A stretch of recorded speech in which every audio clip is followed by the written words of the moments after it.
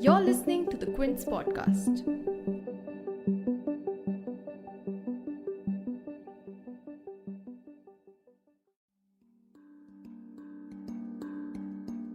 The political corridors in Punjab were bustling over the last 2 days with the resignation of one of its oldest guards, Captain Amarinder Singh, on 18 September. And just 24 hours later, the surprise pick of Dalit Sikh Charanjit Singh Channi as the new chief minister. The captain's resignation comes after months of infighting, public insults, and bitter jabs between him and his political arch rival Navjot Singh Sidhu, who has been gunning for the captain's ouster for the better part of this year. However, the final straw towards the captain's resignation fell after a faction of MLAs wrote a letter to the Congress High Command voicing a change in leadership and a lack of confidence in him, resulting in the former CM's public statement that he quote-unquote feels humiliated and resigning from his post. The change in guard in Punjab also comes just 4 months before the state heads to polls. So, what are the tasks ahead for the new CM? Will he be able to bring the divided party together? What lies ahead for Amarinder Singh? And most importantly, is this signaling a change in the functioning of the grand old party? To analyze these questions for this episode, we spoke to Aditya Menon, the Quint's political editor.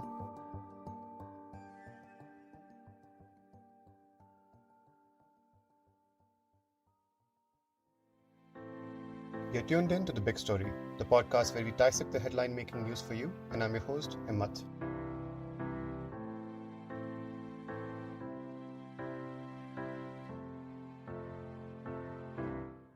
The pressure of choosing a new leader in Punjab has been mounting as the past few months have been submerged in infighting between Captain Amarinder Singh and Navjot Singh Sidhu. But the appointment of Charanjit Singh Channi as the new Punjab Chief Minister has clear social engineering overtones as the state heads for elections. Channi was reportedly nowhere on the top of the list of CM prospects, so why was he picked over the political heavyweights like Navjot Singh Sidhu, former PPCC President Sunil Jakhar, or Sukhjinder Randhawa? The answer lies in the Dalit community vote bank and the fact that the competing factions cancelled each other out. Picking a Dalit leader like Channi could potentially help the party capitalize on nearly 32% of the state's population. According to an Indian Express report, the proportion of Dalits may go up to 38% after the results of the 2021 census are released. Channi is also a Sikh, which increases acceptability to Congress senior leaders like Ambika Soni, who herself declined the offer for CM and stated that, quote-unquote, a Sikh should be CM, eliminating other contenders like Sunil Jakhar out of the race. Another significant vote bank in Punjab are the Jat Sikhs, which constitute 25% of the population, and Sukhjinder Randhawa fit the bill. However, this would have created an imbalance with both the CM and the state party chief Sidhu being from the same community. Thus, Channi was the most viable political option for the party. His appointment is also a counter to the manifesto promises of opposition parties like AAP, who promised a Dalit deputy chief minister if they come to power. According to Aditya, Channi enjoys a widespread appeal in the party and speaks on what made him the consensus choice for the state party unit. Charanjit Singh Channi is a very interesting politician. He has always tended to gain in the Punjab Congress whenever there has been a factional dispute in the party. So he became the leader of opposition under similar circumstances when there was a contest between two competing factions, and Channi sort of emerged as some kind of a consensus candidate. I think something very similar seems to have happened this time. Because no, first, of course, the name of Sunil Kumar Jakhar was being discussed, but the Navjot Sidhu, Sukhjinder Randhawa camp, along with other detractors of Captain Amarinder Singh like Sukhbinder Sarkaria, Tripat Rajinder Bajwa, all of them sort of closed ranks and blocked Sunil Jakhar's chances because he was seen as being soft on Captain Amarinder Singh. Then Sukhjinder Randhawa emerged as the preeminent choice of a large chunk of MLAs. But then Sukhjinder Randhawa is a Jat Sikh from the Majha area of Punjab, which is the same as Navjot Sidhu. So Sidhu probably wasn't comfortable with having someone of that kind of profile become the CM because it would be a direct, it would be a direct threat to him. The party also was probably not comfortable having no, the chief minister and the Punjab Congress chief both belonging to the same region and the same caste group. So that's why Sidhu seems to have pushed matters towards Charanjit Singh Channi. The party high command also seems to have preferred projecting a Dalit CM to send a message at the national level. So a variety of factors seem to have come together to make Channi the Chief Minister of Punjab. Even Captain Amarinder Singh, for that matter, seems to have preferred Channi over someone like Navjot Sidhu or Sukhjinder Randhawa. Even though Channi was a critic of Captain, he was still slightly more measured. So while he did attack Captain often in public, he also kept the channel of communication open with Captain Amarinder Singh. Channi emerged as the lesser evil among various competing factions in the Punjab Congress. Also, being a Dalit is important. None of these factions wanted to be seen to be antagonistic towards the first Dalit Chief Minister of Punjab, or seen to be opposing, this great symbolic thing that the party wanted to do. So, I think a variety of these reasons seem to have worked for Charanjit. But right on the day that Channi took oath as CM, the BJP's IT cell resurfaced a 28 #MeToo allegation against Channi, where he reportedly sent an inappropriate text to a female employee. The matter was reportedly brought to a resolution after then CM Amarinder Singh intervened and no formal complaint was filed. But although Channi has become the new chief minister, it, however, does not mean that he will be the CM face as the party heads to polls. Punjab Congress in charge Harish Rawat on Sunday stated to ANI that Punjab Congress chief Navjot Singh Sidhu will be the new CM face for the party, which invited criticism from Jhakar on Twitter, stating that this undermines the CM's authority. With this announcement, the party has found itself in a tight position, according to Aditya, since on one hand it has the first Dalit chief minister in Punjab in Channi, representing a major chunk of the vote bank, and on the other hand is Sidhu, who enjoys great support across the region and played a key role in bringing Captain Amarinder Singh down.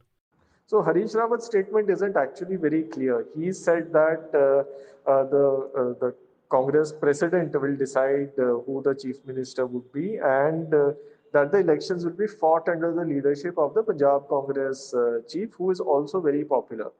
So it's not quite a commitment on Sidhu being the CM face of the party. But yes, the dilemma for the Congress is very real because they have appointed a Dalit chief minister in Punjab for the first time, and this is a very big thing that has happened. As things stand today, Charanjit Singh Channi is the only Dalit chief minister in the country at present among the existing chief ministers. So, can the party, like after 3 months, tell him that okay, you won't be the CM face, and it would probably be counterproductive in that sense. On the other hand, the party also can't ask Sidhu to back out as well because Sidhu is still the most popular leader in the party, in the state. Even Sidhu can't be asked to sort of step aside. Sidhu has also played a key role in bringing down Captain Amarinder Singh. He's also been the most vocal critic of the Badals. So there are many things that still work for Navjot Sidhu. He still has a greater appeal across Punjab compared to, say, Charanjit Channi or any other leader like Sukhjinder Randhawa, Rajendra Bajwa, and Sunil Jakhar. So the Congress will be faced with this dilemma in 3 months. Speaking of Amarinder Singh's ouster, the writings on the wall for his resignation have been present for months, as multiple MLAs in the party cadre have voiced dissent and expressed low confidence in his leadership. Apart from the dissent from his own party MLAs, the captain also witnessed a nosedive in popularity and also found himself on the bottom 5 of a list of unpopular CMs. According to a C voter tracker, the captain's approval ratings in 2019 stood at 19%. However, it fell to 9.8% by January 2021. According to a C voter survey in August, his approval ratings were in the negative. His lack of action towards the drug mafia and the Badals in the sacrilege cases of 2015 also led to a sharp decline in popularity. And one of the biggest complaints against the captain was his inaccessibility. He reportedly met MLAs only few times and held very few public outreach programs. On his last day in office, Amarinder Singh stated that he feels humiliated due to the way he has been treated by the party leadership. So, what lies ahead for the captain now? Will he resign from the party or jump ship to another? What options lie before him? According to Aditya, his options will clear up in the run-up to the upcoming elections.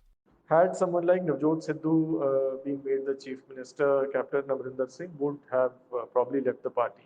He had said it in as many words, and his dislike of Sidhu was quite well known. But now that someone like Charanjit Channi, who's a bit of a consensus candidate, has been made the chief minister, the captain might at least remain in the party until the elections. If in the elections the party decides to project Navjot Sidhu as the chief ministerial candidate, then captain might take a call.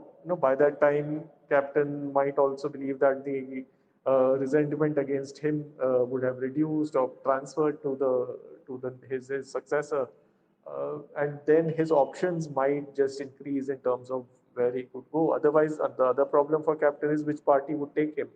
The Aam Aadmi Party has been fighting against captain's regime and being a very strong critic of his.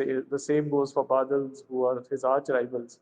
The only option for captain then would be the BJP, but the BJP is a pariah in Punjab, and joining them is equivalent to political suicide.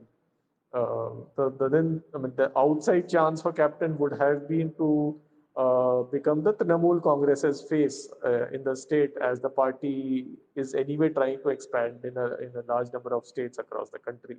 The options for captain as of now weren't particularly great. So if at all he has to leave, it would be in about 3 months' time, and that too only if Navjot Sidhu is projected as the chief. But this big development from Punjab perhaps also signals a change in the way the Congress High Command handles its party units. In the past, the party has always communicated its displeasure in a state chief minister through a senior aide, but with Punjab, the situation was different.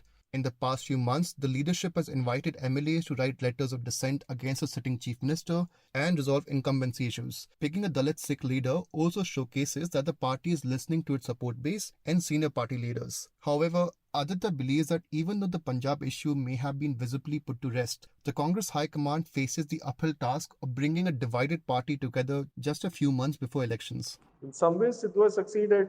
Just 5 years after joining the Congress, he has become the Punjab Congress chief. He has helped bring down a very mighty leader like Captain Amarinder Singh. Uh, you know, if a list is prepared of the leaders who ended the Badal captain monopoly in Punjab politics, and Sidhu's name would be right at the top as one of the leaders who ended this entire dominance in state politics. So Sidhu has done very well. He also at the last moment managed to uh, you know uh, prevent Sukhjinder Randhawa from becoming the chief minister, and instead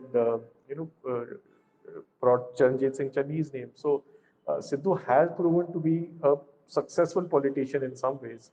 On the other hand, this process has also earned him a lot of enemies. Already, Captain Amarinder Singh and he were on the war path.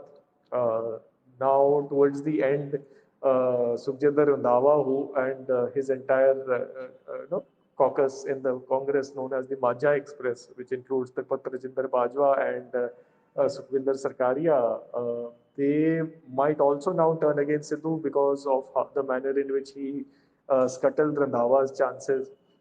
Then there is, of course, the new Chief Minister Charanjit Channi, who it's unlikely that after 3 months after functioning as Chief Minister, he would easily hand over the reins to Navjot Sidhu and ask him to be the CM face for the Congress in the elections.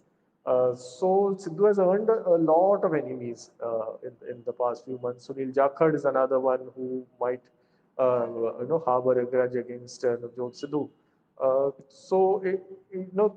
Even if the Congress wins a majority in the elections, whether Sidhu will be able to command the support of a majority of MLAs remains to be seen, because a lot of powerful factions would still be, baying for his blood.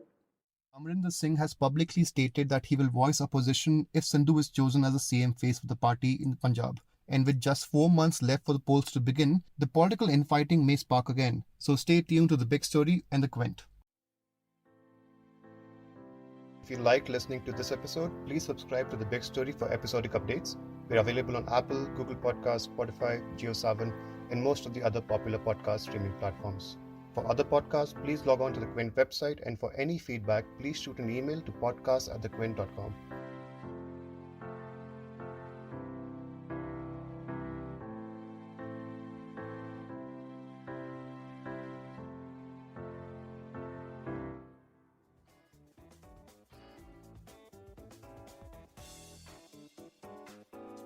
Thanks for listening.